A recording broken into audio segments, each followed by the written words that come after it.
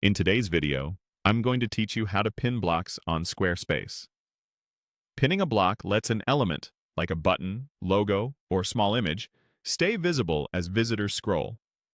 It's perfect for a persistent call to action or a quick back-to-top helper. I'll walk you through the exact flow in the Squarespace editor and share a few practical tips so your pinned content looks clean and performs well. Start by opening your website in the Squarespace backend. From the left-hand menu, open the Pages panel, then choose the home page you want to work on. Enter editing mode so you can interact with the content on the canvas. On the page, hover over the section that contains the block you want to pin and select that block. You'll see the block controls appear.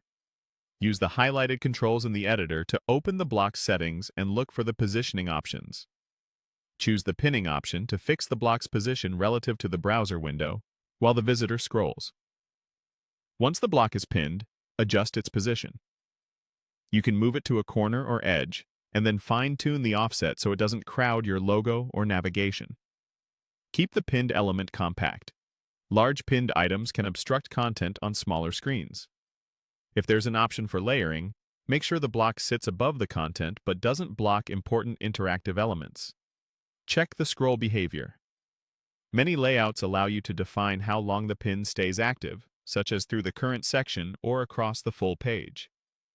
Choose the setting that matches your design goal: a short, section-based pin for emphasis, or a page-wide pin for a persistent call to action. If device visibility controls are available, preview the pinned block on mobile and tablet and decide whether to show it everywhere or hide it on smaller devices to protect readability. As you adjust, use the live preview to confirm that the block stays anchored where you expect, doesn't overlap other elements, and remains accessible.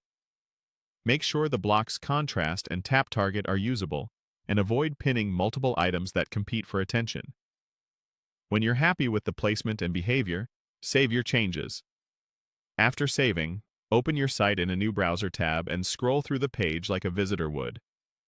Test on a phone as well to ensure the pinned block feels helpful rather than intrusive. That's it.